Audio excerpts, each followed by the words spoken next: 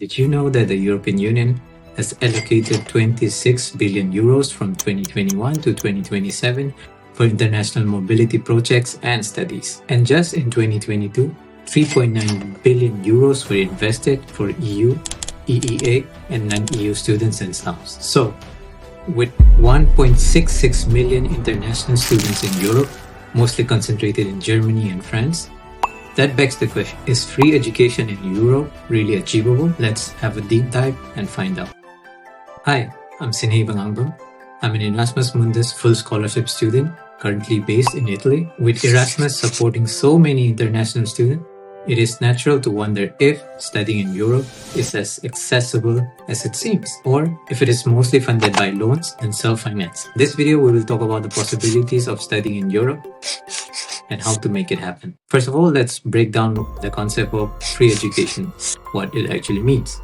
In the perfect scenario, it funds your tuition fees, you get a living stipend, you get health insurance and various other benefits. But the reality is, not every other program offers this kind of support, as competition and program selection add another layer of complexity to the concept of studying for free. So, what does it really take to secure one of this kind of opportunities? So let's talk about the key challenges and problems. Problem number one is information gap. So a few years back, I thought that only rich people get to study in the US, Canada, UK, or in Europe. But discovering such opportunities opened a new world to me. I want to help you out from missing this kind of opportunities and chances. So the information gap. A lot of people in general know about the opportunities of fully funded scholarships and various other many fundings.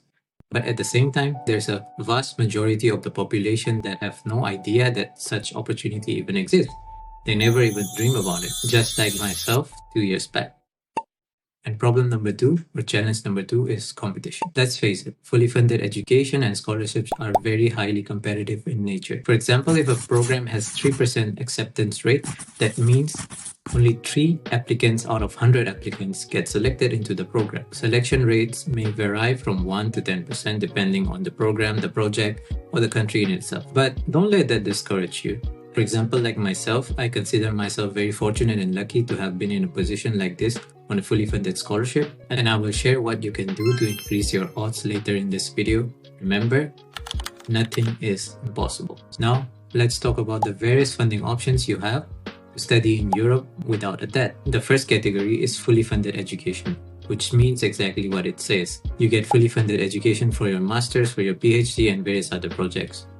But it can be highly competitive in nature. Besides Erasmus, there are other scholarships like DAAD for Germany, NAWA for Poland, and also Finland government scholarships and various other many country-specific scholarships. Number two is partial funding. These programs may cover your tuition fees for a year or a semester or two, but the upside is that it greatly reduces the cost of studies, which is better than nothing. So it's also a very good option to consider if fully funded programs are out of your reach. Besides all of these programs, did you know that a lot of universities in Europe also offer scholarship from their own university itself? This can range from fully funded education, partial funding, to also merit-based scholarships. The University of Milan and other universities are great examples of this, providing options for both EU and non-EU students. But the more important thing is it even realistic to think that you could get a fully funded education in Europe considering the high number of international students in Europe every year? And the short answer is yes.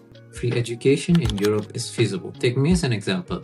So even if you don't get a fully funded education, you still have the option to pursue for partial fundings or like government-specific or country-specific programs, or even funding from different universities in general. But there's one last factor to consider, the cost of living challenge. Free education might cover your tuition fees and various other many expenses, but what about the very high cost of living in Europe? If you come from a developing country like myself, you will realize the drastic amount of difference in the cost of living, especially in major cities in Europe. Many students like myself sometimes find it challenging to manage the expenses, and if you want to check out the realities or the cost of living in Europe, feel free to check the video out. So to recap, studying in Europe for free or with minimal cost, it's still very much possible, but it requires navigating the system. You need to do a lot of research, put a lot of effort. Fully funded education, partial fundings, university fundings are all on the table.